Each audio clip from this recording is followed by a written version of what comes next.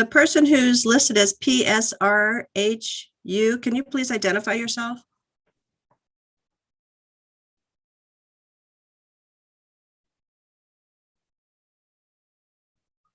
The person who's listed as PSRHU, can you please? Okay, we are live. Alrighty. Okay, we're starting a few minutes late. It is 8:32. We're going to have Delegate Claire is going to open up with a word of prayer. Okay, everyone, prepare. In the name of the Father, Son, Holy Spirit. Amen. Today is the March for Life in Annapolis. Lord, protect everyone who is there to participate in that, and let us be guided by your word in all the works and deeds that we do this day. Amen. Amen. In the name of the Father, Son, Holy Spirit. Amen. Thank you very much. And we'll have Delegate Griffith, if you could start us in the pledge.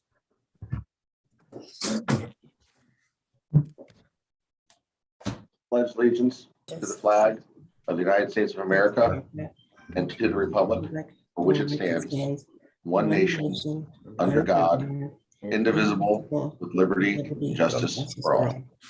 Thank you very much.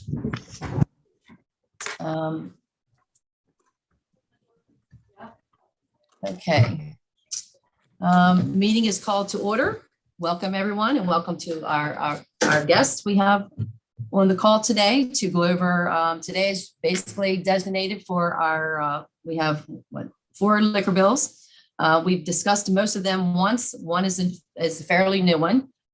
So we will go through that. First, I just need a motion to approve last week's minutes and a second. So moved. Second. Okay, first. Who's second? I'm sorry. Second.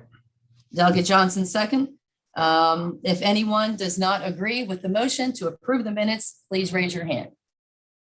Okay, I see the minutes are approved, unanimous. Thank you very much. Okay, we're going to move on to our liquor bills. The first one up is LR 1427, or it now actually has a HB number, so I'm not sure how you have it in order. So it's HB 520. And that is Delegate Johnson's bill. This one is cross-filed in the Senate by the senators, Harford County senators. We do have the Harford County Liquor Control Board letter. This one they do not support. And I don't show any amendments on this one. So Delegate Johnson, would you like to discuss this bill and remind us of this bill before we move to a possible vote? Thank you, Madam Chairman. This bill takes the Ripken Stadium alcohol fee from $10,000 down to $4,000. And at $4,000, they're still almost double what every stadium their size in the state is paying. I think that's fair. I think it's a compromise. If it was me, I would have liked to have seen it gone down to $2,000 to be in line with the other stadiums their size in Maryland. However, they're okay with $4,000. That's almost double what every stadium their size is paying in Maryland. That's a compromise. I think that's fair. I did speak with the acting general manager of the liquor board. I did want to make sure that this reduction would not cripple the liquor board. We know we need the liquor board to function. I was told that this is not going to cripple the liquor board, that if they get 2 other liquor licenses, that will take care of this $6,000. And that they are very fortunate that this year they have quite a number of alcohol license applications. So this will not cripple the liquor board. I want everybody to know that. And it is what is fair and equitable for the Ripken Stadium. Last time we heard this bill, someone from the liquor board had stated that the Ripkens agreed to pay $10,000. I wanted to clear that up because it's not like the Ripkens jumped up and said, oh, we'd be happy to pay 5 times what everybody else in the state is paying. When they built the stadium, they were told that was what it was going to cost them to sell alcohol. And they had millions of dollars invested. So they did agree, but it was not like they jumped up and said, we want to pay 5 times what everybody else is paying. Since then, like every other business during COVID, they've been shut down for a whole year. So they lost a whole year of revenue. Plus, they no longer have the event side of that business. And let's don't forget, they only have a 3-month window. So it's not like they're selling alcohol all year round. So that $10,000 fee, that was way out of line for a business that gets to run 3 months out of the year. So I would like to be fair to a business. We already know with this business what everybody else is paying around the state. And I would like to make a motion to make this a delegation bill and move it forward. Okay, well, let's do this in order. So we do have, before we make the motion, let's go ahead and open it up to discussion. I see Delegate McComas has her hand up. Delegate McComas? Thank Yeah, I'm interested. This just brings up an issue which I know it's not directly on the bill, but my concern is that we need some help from the county government, because there's been some other bills that we're going to be discussing later that they adamantly oppose, because the liquor board, because it's going to cause them a problem of like $29,000. I think that we need to seriously get serious and hopefully be united front between the Harford delegation and the Harford senators, and see if we cannot get some help for that liquor board through the county, either through a rental or something, or insurance or whatever. But you know, we're going to keep coming up to this issue again and again and again. And you know, they're not on a motion right now. we need some help. So I know I digress, but I think that we've got to get serious. So I hope everybody thinks about that. Thank you. I Thank agree, you, Delegate McComas, but this bill is a $6,000 reduction, not $29,000. Thank you. And now we have Delegate Griffith. Thank you, Madam Chair. I've spent a lot of time digging into this particular matter. Done a lot of research, spoke to distributors over it. Obviously, the testimony was compelling that Ripken pays $10,000 compared to the Ravens paying $12,000, and the Ravens have, you know, more people and, you know, a game and a half come through than Ripken does an entire season. So that's certainly concerning. I requested some data from one of the distributors on where Ripken ranks in alcohol sales. And with this one distributor, which is a prominent distributor with multiple lines, Ripken only ranks 65th out of approximately 226 Harford County licensees in total volume that's on and off presence. I mean, that's pretty staggering. And do we know, Delegate Johnson, where that fee ranks amongst other fees? Yes, I read those off last week in our meeting. With other like businesses, they're 5 times more than any other business. I'm just talking about Harford County ranks. I'm sorry. I'm talking about Harford County ranks. No, because it's not like any other business. Other businesses in Harford County are open year round. They're open 3 months out of the year. So no, that wouldn't be comparing apples to apples. I'm just talking straight up, like, for example, like, what do we passed a new fee for Looney's last year, right? That was what, $4,000? That actually was lowered so their food sales would be in proportion with their alcohol sales. Right, but didn't we raise their fee to like $4,000? I believe it was. No. Does anybody recall? Maybe No. we can ask, I believe. Delegate Riley, can I answer Delegate Griffith? I think I might be able to Okay, answer great. this question. Thank you. Thank you, Delegate Santi. Sure. Yes, please. Hold on. We only have one stadium license in the county. So there is nothing to compare it to. Well, the point I'm trying to make is, No, but I mean, that is it. You asked about Looney's and restaurants and and full service bars and distribution, but the question is a licensee, but this is the only Sure. stadium license in the county. Okay, thank you, Delegate Asante. Now, Delegate Griffith, one more comment, and we have to. Let me answer Delegate Griffith, because I think he's confused about what we did with Looney's. We lowered the percentage Right. of food sales they had to have to alcohol sales. So Right. they could be in line, because their kitchen was closing earlier than their clubs, the bar stayed open for alcohol sales. To make sure they stayed in line with the law, we lowered the percent of food they had to sell per alcohol sales. And just to be clear on that, we did not lower that.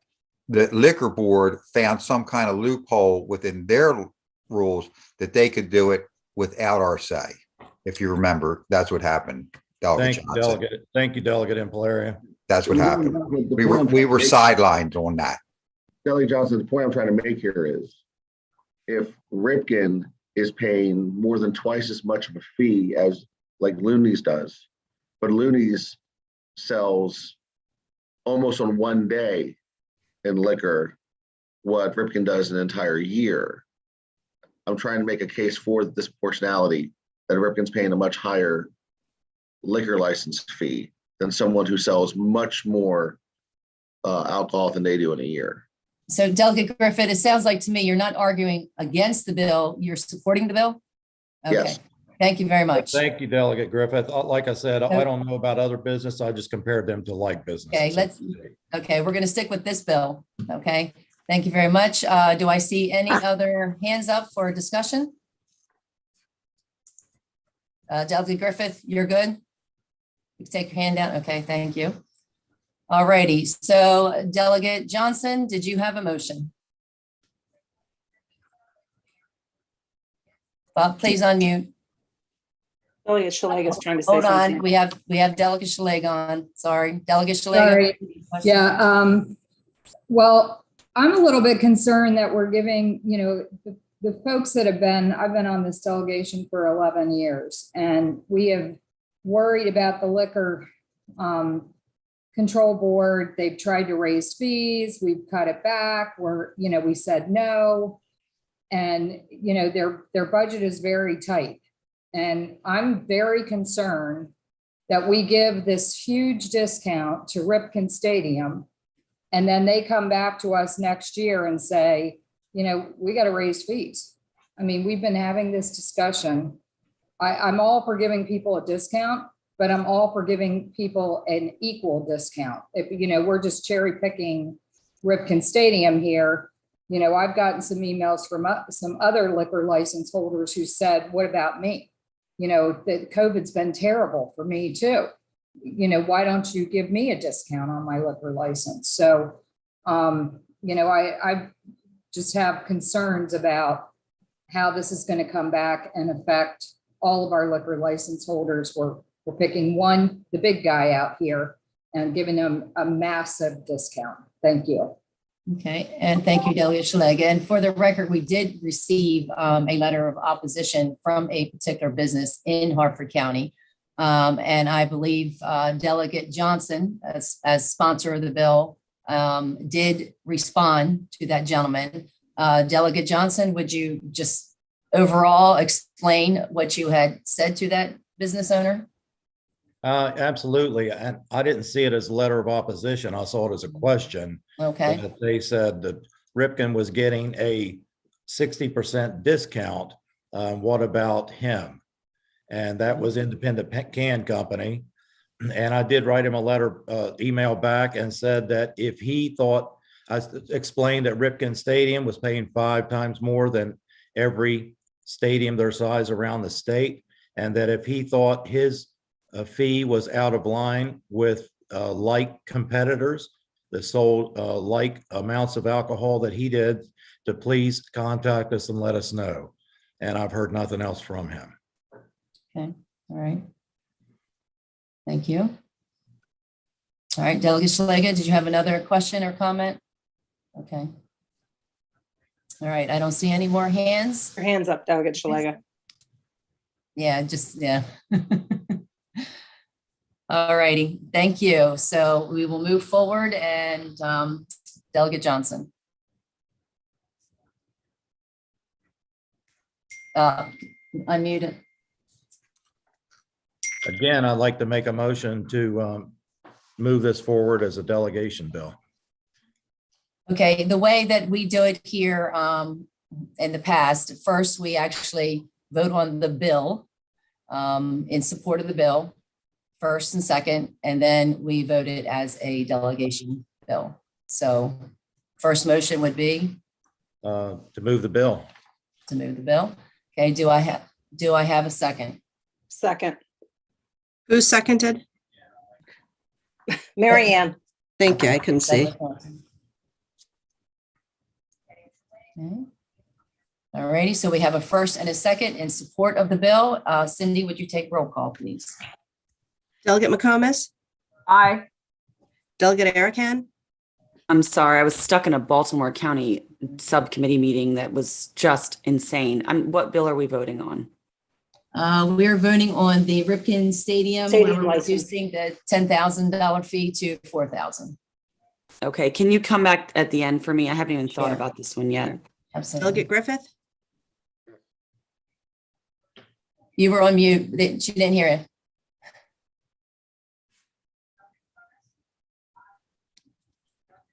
Delegate Impalaria, Yes. Delegate Johnson, Yes. Delegate Cindy, did you get Delegate Griffith's answer? Yes, yes. Okay. Yes, Delegate Lasanti, yes, Delegate Shalega, No, it's too much. You're giving him 60% right now. Delegate Erican, No. Delegate Riley, Yes. 6-2, the motion passes. Okay. Thank you on that. All right, and we will move to, thank you, everyone. We will move to the second bill, and that is also Delegate Johnson's bill and also the Harford County Senators, which is cross-filed, and that is LR 2072 HB 493. That one, it is. Oh, I'm sorry, Madam yes. Chair, Cindy just reminded me we have to vote it as a delegation. Do I have a first? Like to Move make as a a motion. delegation. Okay, Like, we have Delegate second. Clary, Delegate Johnson second. And does everyone want to remain with their same vote? Make it easy? Okay, all right. Identical. Motion passes. Okay, so the bill was support and it is now a delegation bill. Okay, well, that's theirs. Okay. Then we have the next one, like I said, it's 2072. Okay, this one, this one actually has some amendments that we've already mentioned last week. So we're going to have Delegate Johnson first introduce the bill one more time. And then I believe all of the amendments that Delegate Johnson and Delegate Lasanti had discussed with Charity are all incorporated in the rewrite that we sent out yesterday. So if Delegate Johnson would like to go over the rewrite with the amendments, and then we'll open it up to discussion. Thank you, Madam Chairman. This is a bill that, again, makes the language consistent with around the state of what they can do when they sell alcohol. Originally, it stated they could sell alcohol, beer, wine, or liquor in a paper, plastic, or styrofoam container. This just changes that language to allow them to sell. Cindy, excuse me, Delegate Johnson. Cindy, when you guys are speaking, can you go mute, please? Sorry for the interruption. Sorry, Delegate Johnson, go ahead.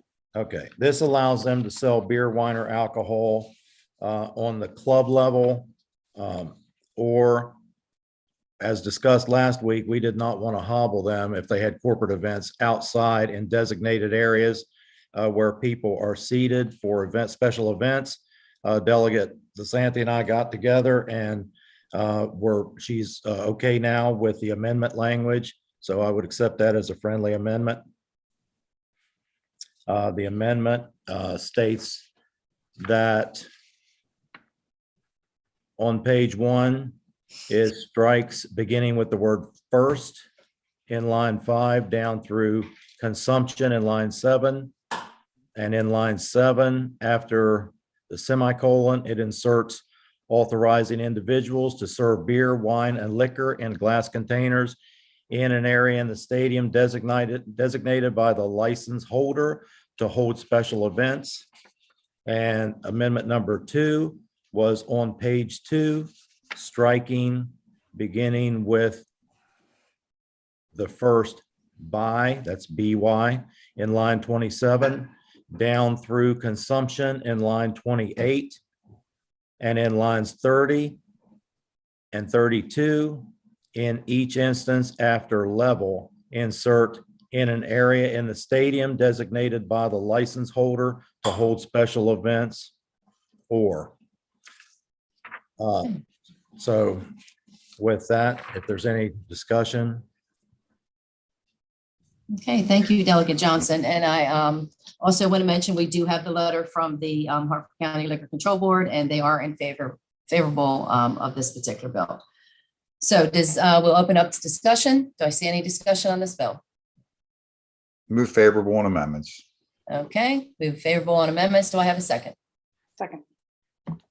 Delegate Asante, second. Okay, is everybody in favor of the amendments? Okay, if not, raise your hand. Okay, so Cindy, everybody is in favor of this particular motion, which is the amendments.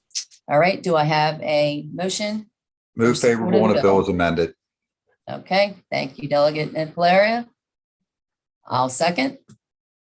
Okay, and then same, everybody in agreement? Okay, see that motion passes unanimous.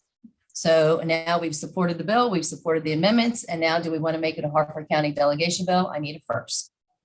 Make a motion to make it a Harford County delegation bill. Okay, we have Second. first, okay, Delegate McComas, I believe second before Delegate Valeria, and vote the same, unanimous. If you do not agree, raise your hand. I'm sorry, who was the second? Delegate McComas. Okay, so that bill, so 2072 passes with the amendment, passes in support, and also is made as a delegation bill. All righty, we will move on to the next one, LR 2365, HB 465. This one also is cross-filed. This is Delegate Johnson's bill, cross-filed with the senators, Harford County senators. We have a letter from the Liquor Board on this one.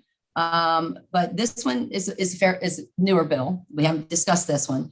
And the letter from the Liquor Board, I'm sure you all noticed, they had an amendment, a suggested amendment. So hopefully the sponsor has saw that, and a couple questions. So what I'm going to do is have Delegate Johnson introduce the bill, and then we will have, he also has a presenter with him, Eric McLaughlin, Esquire. So we will let him speak. Then we will let the Liquor Board speak. I believe Paul Badusky is here. And then we'll open up to discussion. So Delegate Johnson.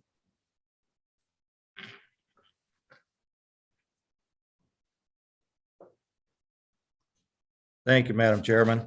This actually is not a new bill. This bill we heard in 2020, and we did pass this bill, and it was a delegation bill. But as you recall, we left early, and we did not get a chance to get this through the Senate side for a hearing. What this bill does is, all of you are familiar with Water's Edge and Mr. Jim Folk, who started a business in his basement and now has offices in 5 states and over 400 employees. What he's looking to do at Water's Edge is create a resort atmosphere. There's going to be a new hotel built with a training facility for education. He was working with the ARC in 2020 with COVID. It's been very difficult for the ARC to fundraise. So I don't know to what limit they will be involved, but they are still lurking on the fringe. He also wants to do more outdoor events. He talked about possibly a mini amphitheater. This is in an area in our county which we all know well, down at Riverside area. It does not have its own fire department. It does not have its own community center. So this would be, in a sense, kind of a hub for that community. He's hoping to make this more of a destination.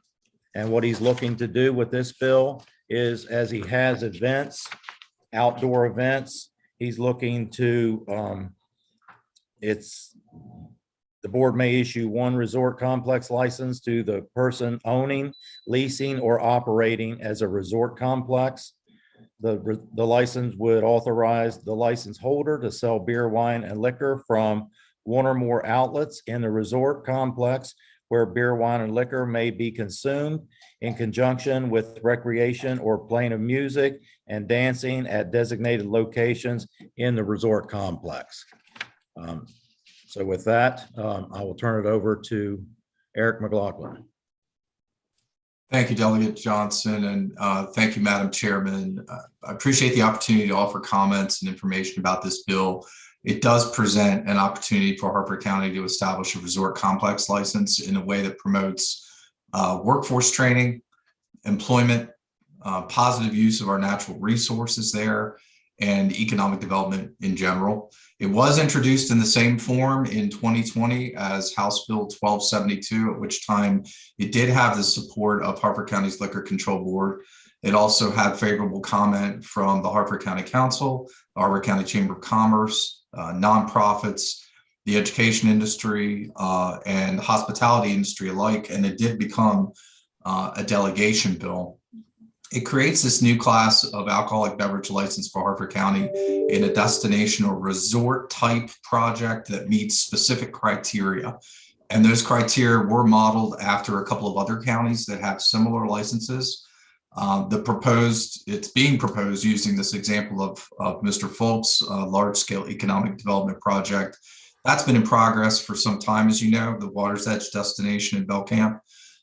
So the concept of that destination has included the existing on-site facilities like the conference center and the Bata Club, but the addition of potential lodging space, education space that is there, training facilities that are in development, restaurants. Now, you're certainly familiar with the Discovery Center at Water's Edge is part of what's going on there.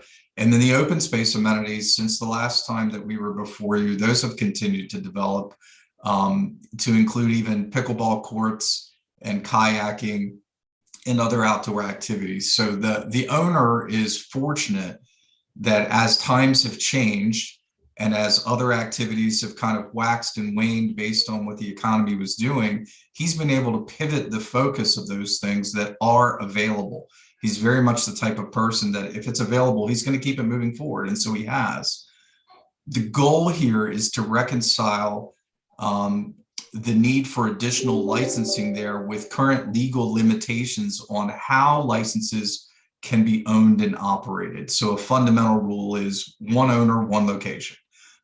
That just doesn't work for this destination type location. You know, the creation of a single license that would allow for the service of alcohol from a variety of service locations within the destination, hence the use of the word resort, within that destination is what this license would accomplish. So the history there is that Mr. Folk had the main building, the conference center and the event center and a private dining facility. He then purchased 4690 Millennium Drive, which is the 4-story building adjacent to those facilities. He then purchased the outdoor space, and he previously already had what was the old post office building is the location now for the Discovery Center. And again, just to recap the planned activities, that allows for a restaurant and hospitality facility that includes a teaching kitchen. The success of that restaurant, however, and that teaching requires the ability to serve alcohol. He has the ability and a plan for culinary education and entertainment. the success of that concept requires the ability to serve alcohol. An off-sale privilege is something that currently doesn't exist within that campus.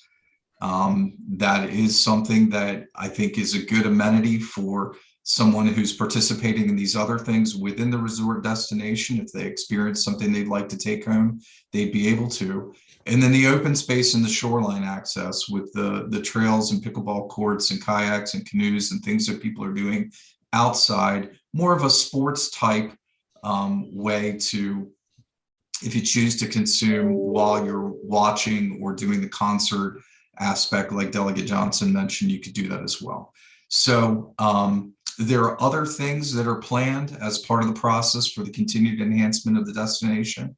Happy to speak to those. But again, the goal is to capitalize on those amenities and the opportunities within the current legal landscape where alcohol laws are concerned. This advances and expands Harford County's competitiveness in a destination economy. All right, thank you, Mr. McLaughlin. Now we have Paul from the Liquor Control Board. Is he in? Yes, I do see him there. So Paul, you're up. Do you want to discuss your letter? Favorable with amendment?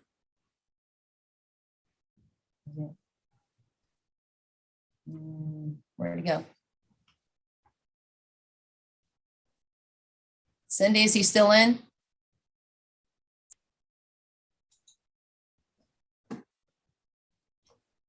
Okay, I just saw him a second ago. Now he's off. Okay. I believe his amendment is to raise the liquor fee, which we just lowered it for Ripken Stadium. Yeah, she's on. I'm sorry, Delegate Fleury. I said, I believe his amendment is to raise that liquor fee to what we just lowered it for Ripken Stadium. Okay, well, we don't have them on any longer, so we will have to email them. He's But just I coming, believe- he's just coming back in. Oh, he's come back on. Yeah, technical difficulties. It's everybody's connecting. Wi-Fi is not the best.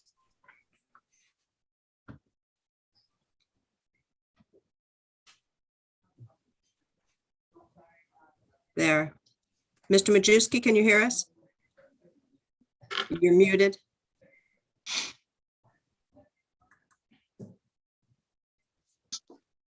There. Sorry, I was having a lot of technical difficulties this morning. That's okay. It happens. We're used to it. Okay, so did you hear the conversation? Delegate Johnson introduced the bill, and then Mr. McLaughlin talked about the bill as well in support. And then now we're to your letter that the board sent favorable with an amendment. So would you like to explain that first? I did not hear any of the conversation from Mr. McLaughlin. Okay. Can you hear me? Yes, we can hear you. Sorry, Okay. I am just getting in. When I logged in earlier, I had no sound, so I could not hear any of the Okay. conversation before. But the delegation was in support, or the liquor board, excuse me, was in support, except for the amendment. Okay. And do you remember what your amendment would actually do? No, to be honest, I don't have it pulled up in front of me. I just switched. I just switched computers. Okay. And it went to my phone, so I don't have it pulled up in front of me because my computer was not working. Okay. I apologize. All right. I believe it. Delegate Johnson, do you want to explain it to you or want me to read it to him? What you think they were asking for? Madam Chairman, if you could help me with that, because I don't know that I received a copy of the amendment. Okay, all righty, yep, we do have that. I think their main concern was the multiple licenses, which I think Eric, Mr. McLaughlin had spoke about.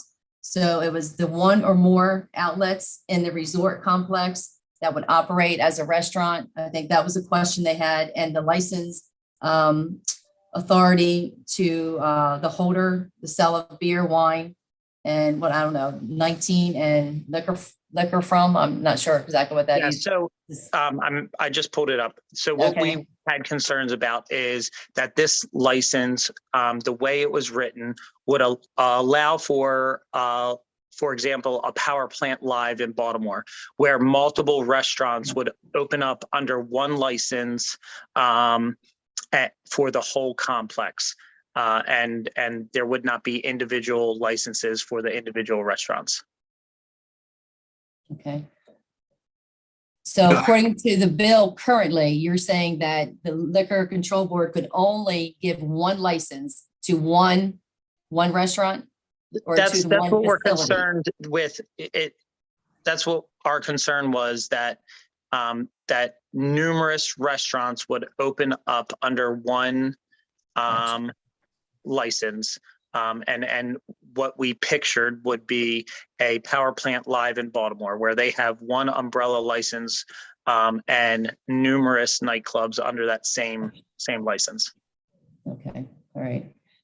So I guess your amendment would be then for the complex, if there's more than one restaurant or bar, then each one of those would have to have a liquor license. Yes. Instead of one umbrella under. Okay. Yes, and that was just our concern with how it was written. Okay, and I think that's the only one. Yes. Okay. All right. So Delegate Johnson, you have that. And if you have any comments on that, or if Eric has any comments, we do have questions. But if you want to do that before we open up the questions, Delegate Johnson or Mr. Thank you, Madam Chairman. Thank you. That is the purpose of this bill. This has certain restrictions because it has a resort complex designation. It has to be at least 10 acres under common ownership and with facilities that include lodging, conference space, meeting space, activity, outdoor open space, waterfront beach activities, or a marina. And they have to have a capital investment, I think, of at least $500,000. So what we're asking for is something new, and to keep up with the times and what's going on, and to create destinations in Harford County. That's why we're looking to create this new license to be able to do something like that. And if Eric has anything to add. Yes, sir, I do, Delegate Johnson. Thank you. And I appreciate the nature of the question. The concern is, what is it that we're creating? But I want to be clear that if the suggestion is that there should still be multiple licenses for each of these service outlets, it's important to distinguish between licenses, outlets, and facilities, right? The goal of this bill clearly is one license. It's called a resort license. But the way the legislation breaks down and the way it's done in other jurisdictions is that each service outlet within that licensed area, i.e. the resort, is still subject to review by the liquor board, right? So the project, whether it's Mr. Folks or some other, couldn't come in and say, thank you for the license, I'm putting in 10 restaurants. What it would say is, thank you for the ability to get this license. I'm now applying for it with the following outlets. And then the liquor board has the ability still to say, yes, we approve this type of outlet. No, we don't approve that type of outlet. Let me give you an example. What if they said, we have this new lodging building here, and we have your conference center, and we have your restaurant. We've inspected everything. We have confidence about your ability to serve and police the service of alcohol in your conference center and in your restaurant, but we don't know about your hotel yet. We're not sure. You don't appear to have, alcohol trained people there. You don't appear to have an area of service. Therefore, as a board, we're deciding you're not ready for prime time on that yet. That doesn't have to be an approved part of the service area. So a little baby analogy of this would be, many times you have a restaurant and the restaurant says, I want to expand my service area outside or into an additional part of my building. Each time that happens, you have to go back to the board and say, may I please do this? It's a privilege to serve alcohol. It's not an automatic right. So each time you ask for that expansion, each time you ask for the ability to utilize your license in a new and different way, the board has oversight. So this doesn't create carte blanche. And as Delegate Johnson made clear, this has some pretty stringent, specific requirements on the type of area that would even be able to apply. So we share the board's concern over the proper policing of service of alcohol, the use of the privilege of the license, but it is one license. It's a resort license with multiple service areas or outlets within that, each of which will be the subject of review by the liquor board. Okay, thank you. I did notice, so that actually covers one amendment that was on the letter in reference to, multiple licenses or one resort license. The other one on there was that the Liquor Control Board want to be able to determine the number of alcohol awareness training for the employees. So that was the second amendment. Yes, Delegate Riley, and that was actually something that was proposed in 2020 as well. It makes sense given the scope of the size. You're talking about a location that's at least 10 acres based on the legislation. It makes sense that the board would want to make sure that trained people are on site. And I think this particular project certainly would have no problem making sure that that was maintained. Okay, so that portion, that amendment would be accepted by the sponsor? Correct. That would be considered a friendly amendment, and that only makes sense. We want to make sure that if we do this, that we do it correctly. Okay, all right. I believe we have the understanding of the bill. We have questions now. We're going to open up to discussion. I believe the first was Delegate Shalega. Thank you. I love this idea. I'm glad it's finally getting off the ground. It's very exciting to see this coming to fruition. What is the fee for this particular liquor license? $3,500. That's $3,500, the initial fee. And then beginning May 23, it would go to $6,000. So we're going to charge them more than we're charging Ripken Stadium. Just wondering. All right, thank you. Yes, this is open year round. Ripken Stadium is open 3 months. Thank you, Delegate Shalega. I'm not sure who was first, Delegate McComas or Delegate Blair, but both will have a chance, and we'll just go with Delegate McComas. Thank you, Madam Chair.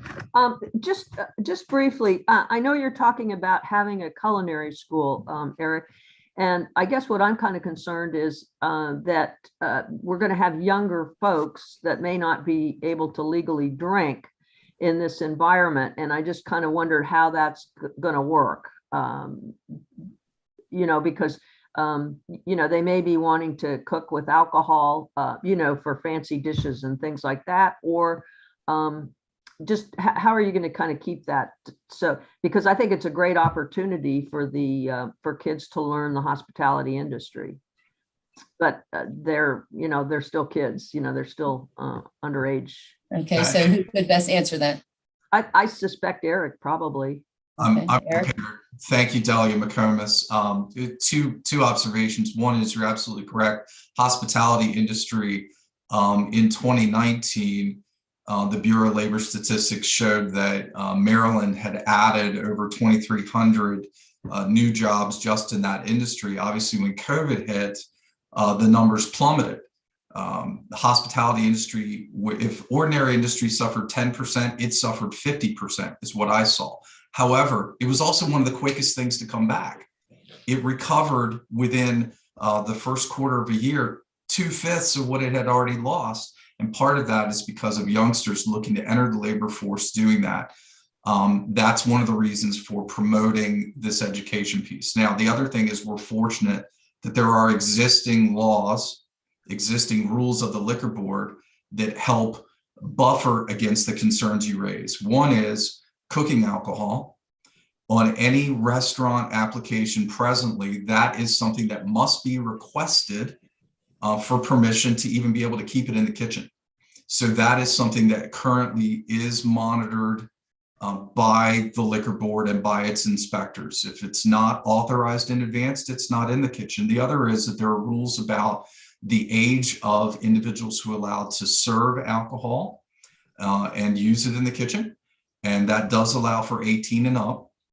So I believe that there are sufficient rules and regulations and laws in place now that would allow a teaching facility to handle those things appropriately. And I have every reason to believe that the operator of that facility would abide by those laws.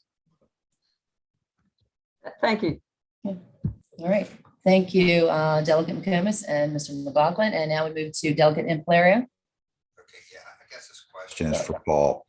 I think it's a great concept. I think it's something that we should do. My concern comes in with the fees. So at this complex, you would have a catering facility.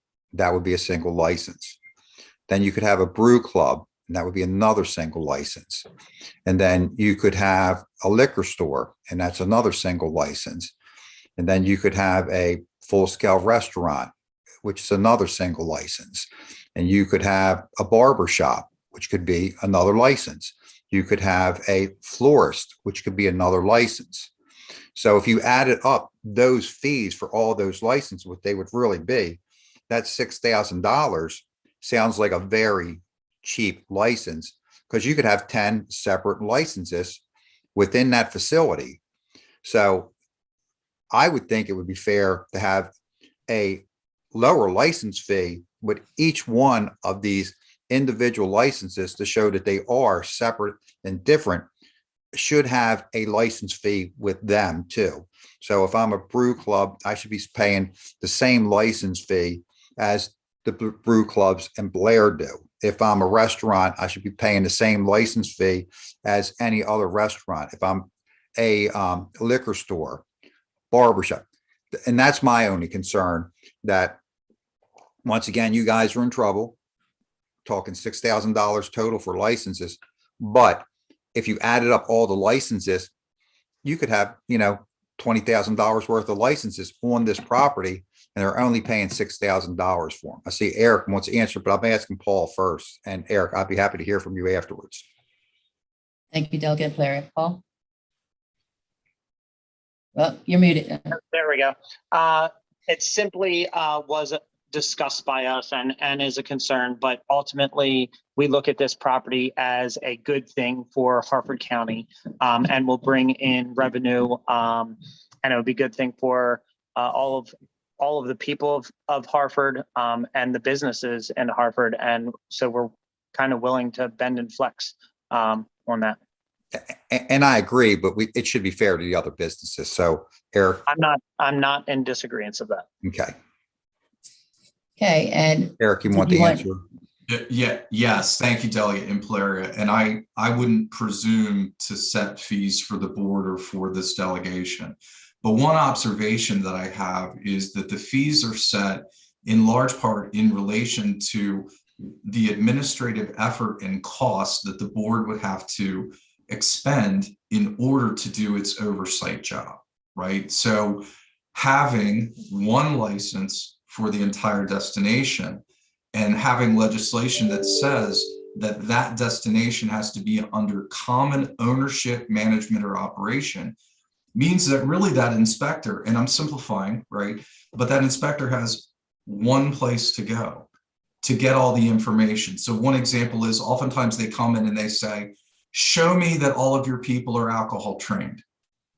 They'll have one place to go to do that. Show me your payroll records. They'll have one place to do that. Show me that your health inspections are up to speed. One place. Show me your deliveries from your distributor, right? Because it's all one license. So administratively, I think that there is at least an argument that the license is commensurate with the simplification of the oversight.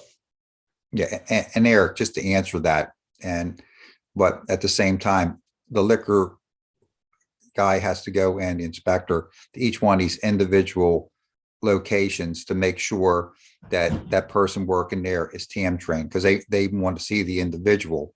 They want to make sure the alcohol is being stored properly and it won't be just stored in one location. They want to make sure that there isn't any underage selling, and they'll send an investigator in to different ones at different times. So while I agree, some of it could be simplified, that there's still a larger amount that has to be done at each one of these individual locations. And that's, I think the liquor board, I think before we pass this, I'm all for it 100%. I think the liquor board should really take in consideration what the fee should be. I'm saying the fee for the overall license is too high. So if they pay this fee and end up with one license, we're back to a Ripken situation where they're paying too much money.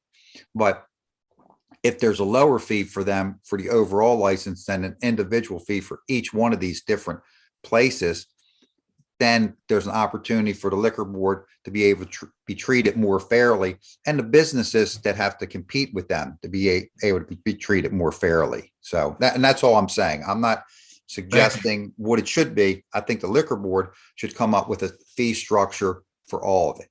And that's what I'm saying. Thank you, Delegate Palario. We have Delegate Shalega, then Delegate Griffith, then Delegate Lasanti. Thank you, Madam Chair. So, Eric, the license that's proposed here, these things are not built out. Is that correct?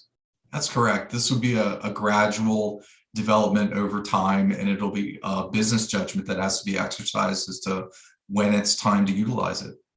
Okay, and the current license fee that is proposed is $6,000 a year.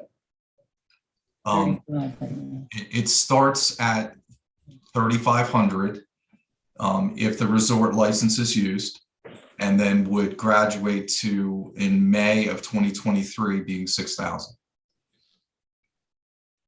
Okay, so in a year. All right. Well, I'm going to wait and hear from everybody who obviously still wants to weigh in, but thinking that I'll offer a verbal amendment to lower that to 4,000, since we're going to give Ripken a discount, and you guys aren't even built out. The Ripken Stadium. I'm a big supporter of Ripken Stadium. I think it's a wonderful facility, and taxpayers help to pay for that. So, I think if we're going to do 4,000 for Ripken, it's only fair that we do the same for Water's Edge. So I'd ask the delegates to think about that as we continue discussing. Thank you. Okay, thank you, Delegate Shalega. Delegate Griffith. Thank you, Madam Chair. Mr. McLaughlin, just point of clarification. So if a third-party operator was to lease a space, they would need to get a separate liquor license, right? This just covers everything owned by the entity, correct? Owned or common ownership or common operation. So yes, Delegate Griffith, if a third party comes in and says, I want to do a restaurant or some other facility unrelated to this, that third party will need to abide by existing rules and laws. Thank you very much. Okay, thank you, Delegate Griffith. Delegate Lasanti. And Delegate Griffith, you basically were making the clarification that I was thinking about, but I also just want to make the very simple point that this piece of legislation is 2 years in the making, with the developer who's trying to make an enormous investment in our county, and I think it's evident of the evolving nature of our liquor control and our licenses. And I think Delegate Shalega, you mentioned you and a couple others have been on this board for a number of years. I've been here for 8 years. We've seen tremendous changes in the consumer product that people are asking for. And so I think it's a really good idea that we are evolving our policy to meet those demands too. But it also means that we have to ensure across the board that we're fair with everybody else. So it certainly is an evolving process. Thank you, Delegate Lasanti. Okay, do I see any further discussion? Okay, I see none there. So Delegate Shalega, you're up. Thank you. I'll lower my hand. So I'd like to offer an amendment that the fee for this resort license, it's coming in at $3,500, I think, and then going up, instead of going up to $6,000, I'd like to offer an amendment that it goes up to $4,000. And, to be on the record here, when we talk about this again in 5 years, if I'm still here, that we could, come back and reconsider raising it when they are, have created this vision of fully built out with the marina, with the, all of these wonderful facilities. But I think it's only fair that we lower that to 4,000 and certainly give them a chance to try to get off the ground. So I'll offer that amendment and look for a second. Second. Okay, we have Delegate Arcan, second. So we have amendment on the table. Do we need a roll call or? Discussion. Okay, go ahead. Delegate Blair, you have a question? Yeah, well, it's really a statement. While I agree with Delegate Shalega, I would like the board, after the conversation that we had, and we could vote on this next week, what their thoughts are on the different fees. And like I said, I'm glad that Delegate Griffin brought up the point, if a outside contractor comes in, they have to have a separate license fee. But I do still have that concern that you could have this one person having multiple licenses for a single fee. And, you know, it isn't fair and equitable to people that are running the same exact businesses. So for that reason, I'd really like to hear from the liquor board, especially with all their problems that they're having. Maybe they can even work out to get some space there so they don't have to travel as far as to inspect these places, and we could solve that problem because they have a lot of empty space down there. But anyway, having said that, I would like to hear from the liquor board before I can't vote on this right now today. I can't vote on the amendment that Delegate Shalega offered without that type of information. While I agree with her amendment, I can't vote on it at this moment. I would like to hear from the liquor board. Okay, we do have the motion on the table, though. We have a first and a second. So unless that motion is withdrawn, then we do have to take the vote. And then again, of course, we can always come back and have another discussion about it after the liquor board has had their meeting. So we're staying with the motion. I would like to press my motion and Okay. tell the liquor board, please come back, but time is of the essence. The reason that we're here today is to get these liquor bills out so that, they can get to ECM and, have a hearing with the proper documentation that we need. So I'll press the motion. Okay, thank you. I guess then, Cindy, we better take a roll call on this one, please.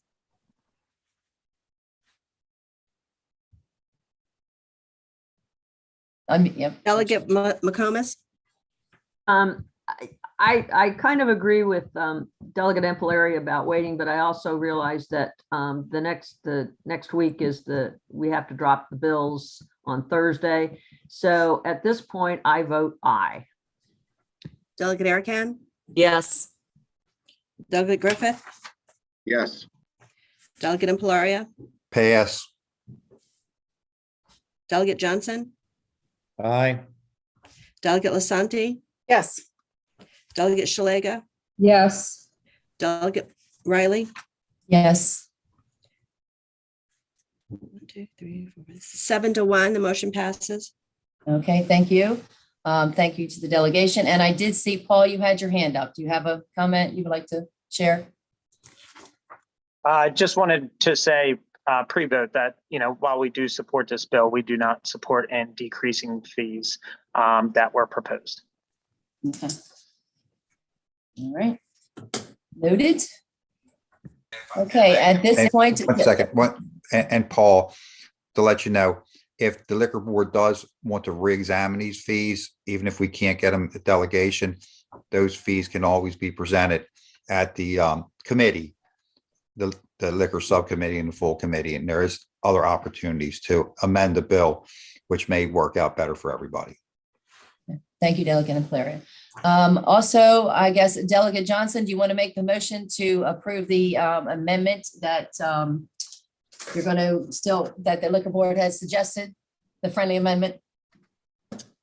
Well, was that in one amendment, Madam Chairman, or was it? They separated them in two different Okay, amendments. One okay. was multiple licenses and the other one was to make sure that they had the power to determine the number of alcohol awareness training for the employees. I would consider the alcohol awareness training as a friendly amendment and would accept that amendment. Okay, and he's going to accept that. I will second. So let's go ahead and vote on that amendment so we can get it out of the way as well, because it's not currently in the bill. So Delegate Johnson. Delegate McComas? Aye. Delegate Arcan? Aye. Delegate Griffith, Aye. Delegate Impalaria, Aye. Delegate Johnson, Aye. Delegate Lasanti, Aye. Delegate Shalega, Aye. Delegate Riley. Aye. The motion passes. Okay, and my next question would be to Charity. Scott, you have both of those amendments for that particular bill? You understand? I do. I'll prepare those. Okay, thank you very much. Okay, so at this point, we can wait and discuss this, or actually have the vote on the actual bill next week, first part of the meeting before we go to the school board stuff. Or we can go ahead and do it now. Delegate Johnson? Well, I got a question. Uh-huh, It yes. sounded like we were just voting on the one amendment. Is there two amendments? Did we vote on both amendments? It sounded like we only voted on the one. I may be wrong, but that's what it sounded like. We voted on two amendments. The first one, you passed. Okay, gotcha. I got you. And then that one was the training, and that one you voted for. Okay, so there were just a That's training two one. amendments. Thank you. Yes, just the training, yes. Okay. So how do we want to proceed? Delegate Johnson.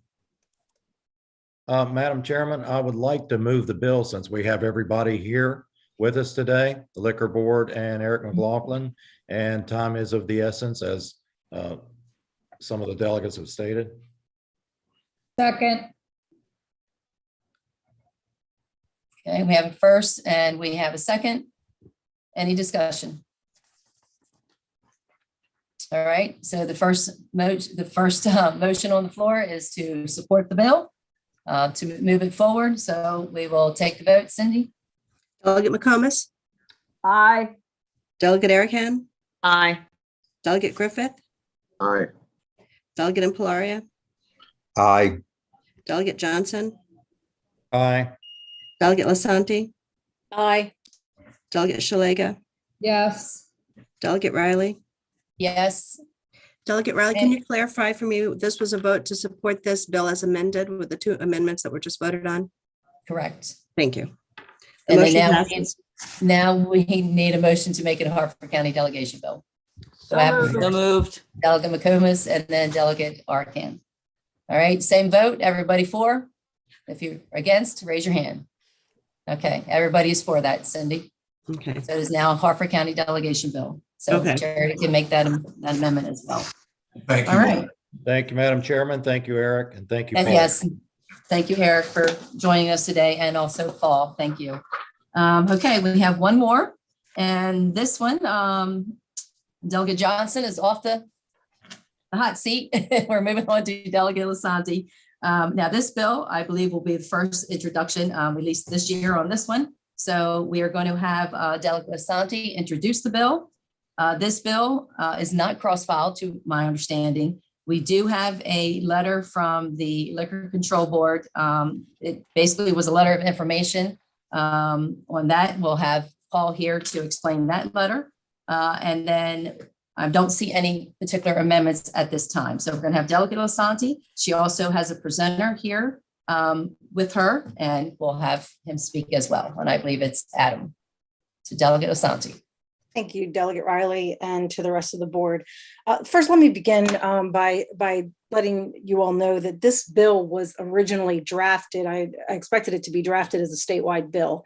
And the purpose of the bill is to get rid of the 6-month waiting period for restaurants who have a beer and wine license until they have a 6 months waiting period until they can get a liquor license.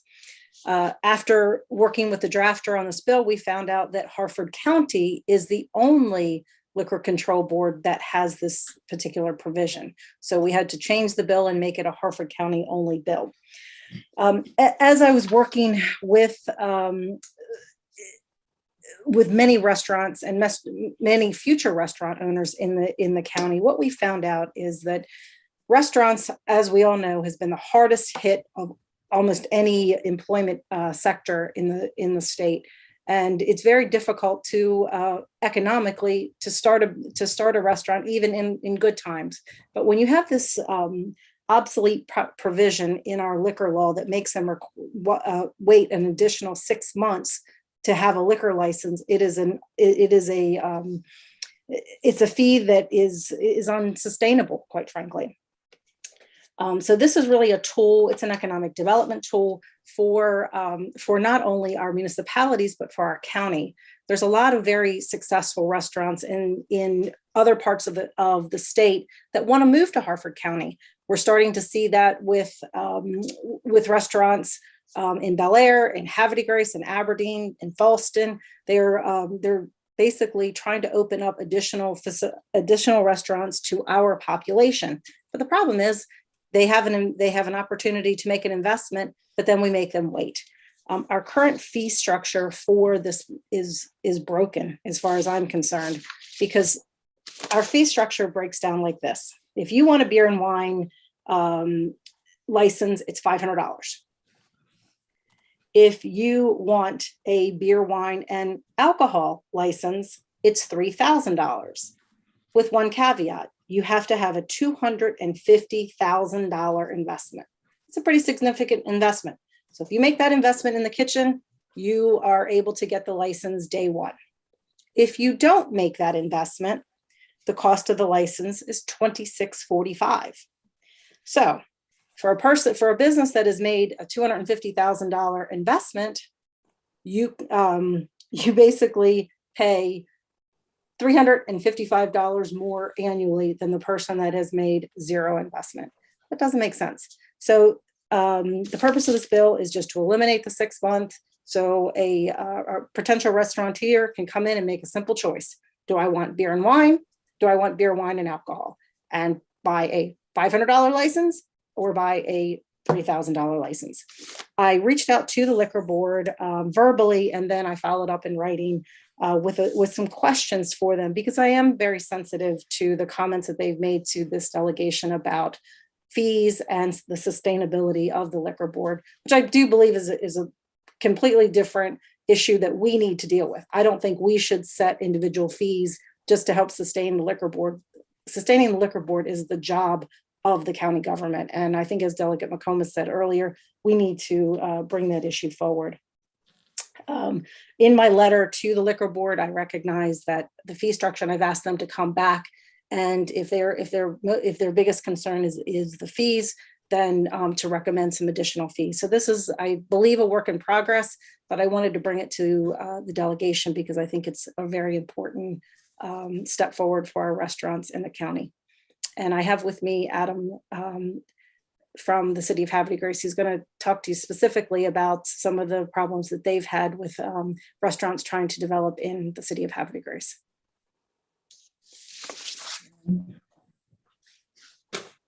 Go ahead, Adam. You're good. Thank you, Madam Chair. The city of Havre Grace supports LR 1369. We believe it's a pro-business bill that will be used to help attract businesses into our community. The city of Havre Grace is getting ready to make a substantial investment into its downtown business community with millions of federal dollars coming into the area to redevelop it and revitalize it.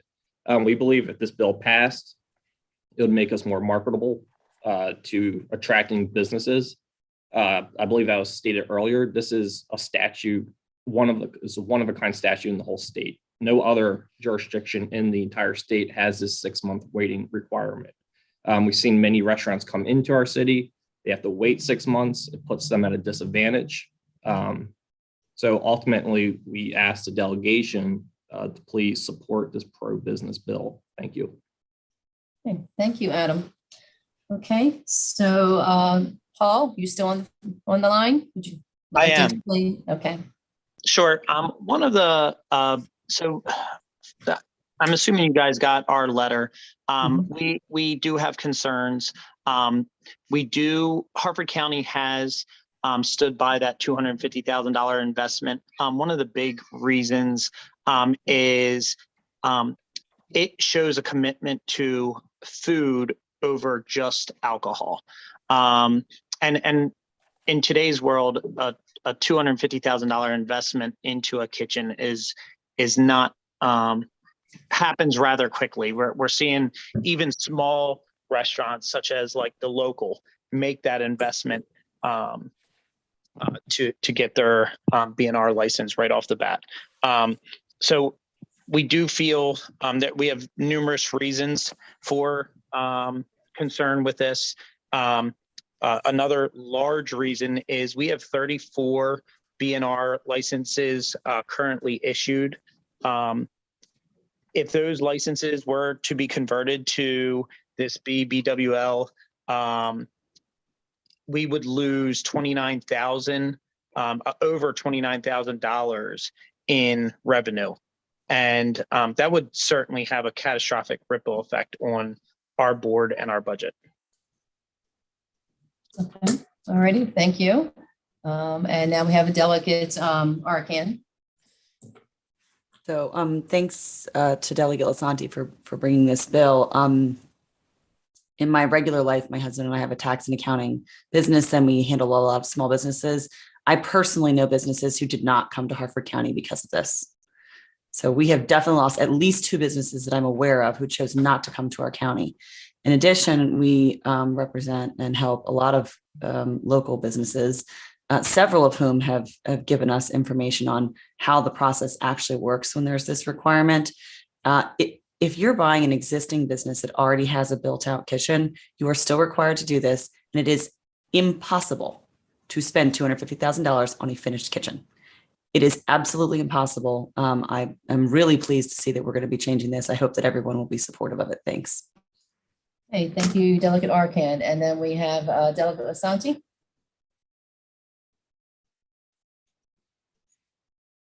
Question for the liquor board, because and I wish they had written the bill, the responded directly to me as the sponsor, so we could have had these discussions before today. But anyway, a couple of questions about their letter. The commitment of food for the restaurants that have the waiting period. Does that commitment of food not exist if you had a 6 month waiting period? I'm sorry, I didn't understand what the question. Your concern about, well, your statement was that the 6 month waiting period for a restaurant to get a liquor license is to ensure that they produce more food than they do alcohol, right? Correct. For the people that don't, that's only 6 months into the business, correct? That's correct. Okay, so you would deny them if they didn't have the correct balance, is that correct? No, we have a, they just pay the larger. The additional fee. Yeah. So you're not really ensuring that the food is being paid. You're just arbitrarily making them wait to see if they actually produce the food, but if they don't, it's okay as long as you pay the fee. Is that right? No, not necessarily, because we can audit we do audit to make sure their food sales are greater than alcohol sales. I'm not 100% But it's not on an that number, but I automatic believe denial. it's over 50,000, but it gives us that 6 months to see what their food versus alcohol. I'm just sales saying is. that a financial investment does not equal food out, and it does not equal a denial of a license. It's also So an the second- investment. It's also an investment into the business and into the county. And by building a decent kitchen, we tend to get more quality restaurants coming into our county. I think that's very arbitrary, quite frankly, and I don't think that just an investment in a kitchen denotes quality or denotes a certain level of service. I think that's arguable, and not maybe not the place for the alcohol. That might be a zoning issue or something. But my other question to you is the 34 B&R licenses. What is the per license cost of those B&R licenses? I believe they were about 2,700, if I'm not mistaken. Okay, so they're $3,000. So they're $300 less than the $3,000 that they would pay. So that doesn't make sense to me. If they're currently paying $2,700, they would now pay $3,000. So that's actually $300 more per license. I may be mistaken on my fee. I don't have my fee. I think again, I think that that's not something we need to make sure we're. I don't have the fee structure. Let's follow. Why don't you follow up with me afterwards, and we can clarify that. Thank you. Very good. Yes, thank you. And thank you, Paul, for getting that information to Delegate Lasanti and the committee. Delegate Johnson. Thank you, Madam Chairman, and thank you, Delegate Lasanti, for bringing this bill. After spending many years on the Economic Development Commission in Aberdeen and the Economic Development Advisory Board for the county, I can tell you that the startup businesses have a finite amount of money to carry them until they are profitable. The 6-month wait period has deterred a lot of businesses from coming to Harford County because they don't have enough money to carry them until they wait out this 6-month waiting period. And then they have to ramp up to still be profitable. That's putting a huge burden and limiting the number of people that can open a business in Harford County. So I support it. I'm glad that it has finally been brought to us. And thank you, Madam Chairman. Thank you, Delegate Johnson. We have Delegate McComas. I think this is a great bill, and let me explain why. Right now, nobody wants to go to Baltimore City to all of the different interesting restaurants that they have down there. We have one of the maitre d's of one of the premier restaurants in Little Italy that was killed on Eastern Boulevard. I think this is an opportunity that if we didn't have this requirement of the 6 months, we can probably, I would hope Haverty Grace would get down there and start trying to get some folks from Little Italy to come up here. I mean, Baltimore has some great ethnic restaurants, but people just are afraid to go. And I mean, I'll just use the Canaris family. I mean, they started out as immigrants to Harford County. They've been wonderful partners over the years. John is a great lawyer. I guess what I'm saying is a lot of times for folks that are coming to this country, that is their way to become integrated into the country, as well as to make a good lifestyle. And so I really think that this is kind of a really great bill. And I think we should have our business, our economic development, and our tourism really go after this, because I think it's a great opportunity for Harford County to get some really interesting restaurants. So anyway, that's where I'm at. Okay. Thank you, Delegate McComas. Good points. Thank you. Delegate Inflaria. Just for a little bit of history, and Delegate McComas may remember, years ago, the investment amount was $500 or $500,000. And we thought that was wrong back then. And there's still the same arguments today. You know, I'm going to open a restaurant and I have an opportunity to go to an auction and pay $20,000 for a full kitchen. This discriminates against me. There's a shopping center and it has an existing restaurant that hasn't paid rent in 6 months, and he moves out and he leaves his restaurant equipment behind. The landlord of that shopping center is willing to rent it from, to me, but to get that liquor license, I got to make the $250,000 investment. And why, if the equipment's already there? And like Susan just said, I want to move my restaurant from another location. Why shouldn't I be able to bring my equipment from that other location and put it in there? So I don't agree with the $250,000 at all. I think there's many different ways to open and start a business. And when you put this restriction on that they have to invest $250,000, you shut a lot of people out, and you shut a lot of people who just, don't have that money or have the wherewithal to keep that money in their pocket to use in their businesses in other ways and buy that equipment at a much cheaper rate. And with businesses going out of business, there's a lot of equipment. I know my friends that own restaurants, they buy their equipment at auction and they get it a lot cheaper. So I think the bill's a good bill, and I think we should move forward with it. Thank you, Delegate Inflaria. And I see, Paul, you have a comment? Yes, the BNR license is a $3,000 license. It was the BWL that I believe you were proposing was less. What was that? 2645 or something. Secondly, there also is language for the restaurant equipment, you can, if you were to purchase equipment from, say, an auction, and that equipment was of good value, even though you paid $20,000 for it, you can get the equipment appraised, and the appraised value goes towards that $250,000 investment. And that was part of the amendment that we did years ago. So yeah, we have looked at this issue before. Okay, thank you, Paul. Delegate Lasanti. Sorry, I just need to drill down with Mr. Majewski just a moment. So the BNR license is $3,000. That's correct. Okay, and the BWL license is what? Also $3,000. One was 2,100 and change, and the other one was 2,600. No, the 2645 is basically the if you will, the waiting period, the non-investment cost, and you prorate the if you already have a beer and wine license, you prorate it, but that cost is actually 2685. So that calculation is way off. There's not a loss of revenue, because you're still paying the $3,000. You're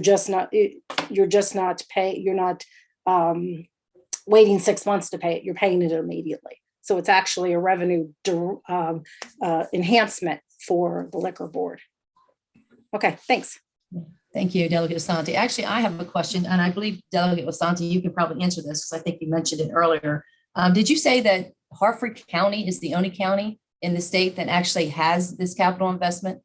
It is, and and like I said, when I realized what the problem was in Harford County for recruiting, I thought, oh well, other restaurant other counties are having the same problem, so we started to draft it as a statewide bill.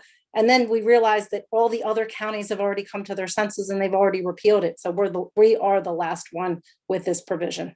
Okay, so just to clarify, so they don't have the capital investment that they have to make, plus they don't have the 6-month waiting period. Correct. And to Delegate McComas's point, that's probably why we don't have the variety of restaurants that many of our surrounding counties do. Okay, thank you very much. And Paul, did you know that we were the only county that required this? No, I did not. Okay. All right, thank you very much. It was in my letter, just for the record. Okay, so do I see any other? I should say, no, discussion? I did not prior to this discussion and prior to Delegate Lasante's letter. Gotcha. Okay. Thank you. Thank you. Thanks for the clarification. Appreciate it. Do I see any further discussion? Okay, we are getting close to 10 o'clock. Delegate Asante, how are we going to proceed? I'm comfortable with putting a motion on the floor if the delegation is ready to do that. Second. Okay, we have first, we have second. And we have, let's see, we didn't do there. So there's no amendments. So basically the first and the second, the motion is to actually, and to support the bill. Correct. As is. Okay, let's. Can you tell me the second, please? Delegate Arcon, I think.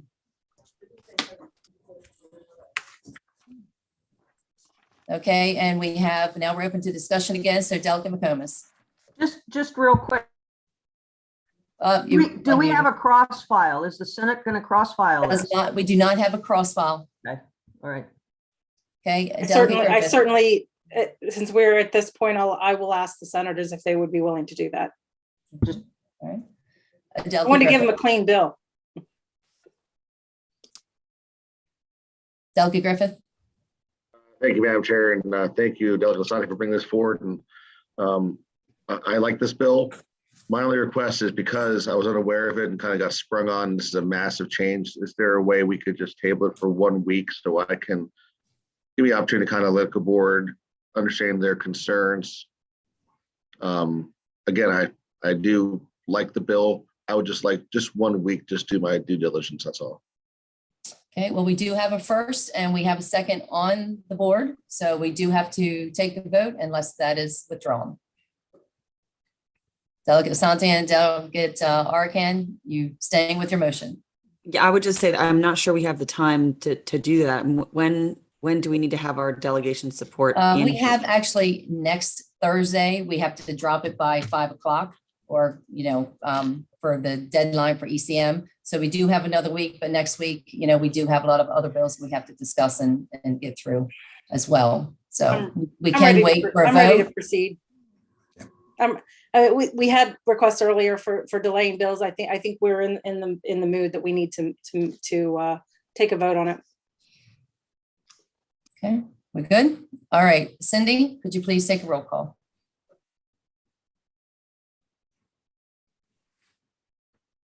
Cindy, you there? Guess not. Yeah, yes, I'm here. Delegate McComas, Okay. Aye, yes. Delegate Arakan, Yes. Delegate Griffith. Did you Delegate hear it, Griffith. Cindy? No, I Delegate didn't. hear you, Griffith, Griffith. didn't hear you. Yes. You said Yeah. yes. Yes. Delegate Impalaria, Yes. Delegate Johnson, Yes. Delegate Lasanti, Yes. Delegate Shalega, Yes. Delegate Riley. Yes. The motion passes. Okay, so now we need a motion to make it a delegation. Motion to make it a delegation bill. Second. Okay, Lasanti and Johnson. And everybody staying with their same vote? Yes, okay, I don't see any opposition, so that passes. Okay, so I believe we are on schedule. Just to mention, I don't know, aware of any other full liquor bills right now. There will be one in next week. The Senate is actually adding an amendment to a Senate bill from another delegation to add Harford County. So that will be on the list for next week. We will send that to you and it should be fairly easy. There's no House bill that we know of at this time on that bill. So we don't have to put the amendment in on this side. So we'll just wait for the Senate bill to come across and then we can approve the Senate bill. We did see Senator Castley, but it looks like he's gone now. But we do have 3 bills that we voted on today that do have cross files. And 2 of those we've placed amendments on. So Charity, as soon as you're finished with those amendments, if you could please get them to my office as soon as possible so that we can send those amendments over to the senator so that they can draft that identical so that the bills will be identical. And hopefully they support them as well. So sooner the better. Okay, next week, as I said, we'll have that one liquor bill. Should be fairly easy. And then we will talk about all of the school board bills. We have Delegate Valeria has 2 bills and Delegate Griffith has a bill. I know that one of them, I believe Delegate Griffith, yours is cross-filed in the Senate. Yeah, I believe both of mine will ultimately be cross-filed in the Senate. Okay.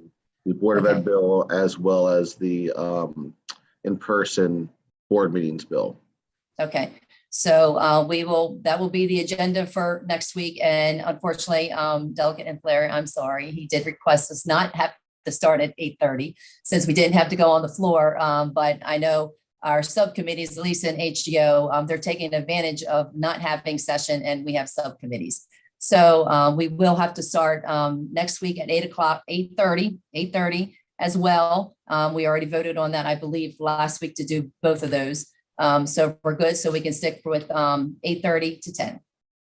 All right. Do I have a motion to adjourn? So So moved. moved. Second. Okay. Second. Thank you, Delegate Johnson. Everyone have a good week. Bye. Bye.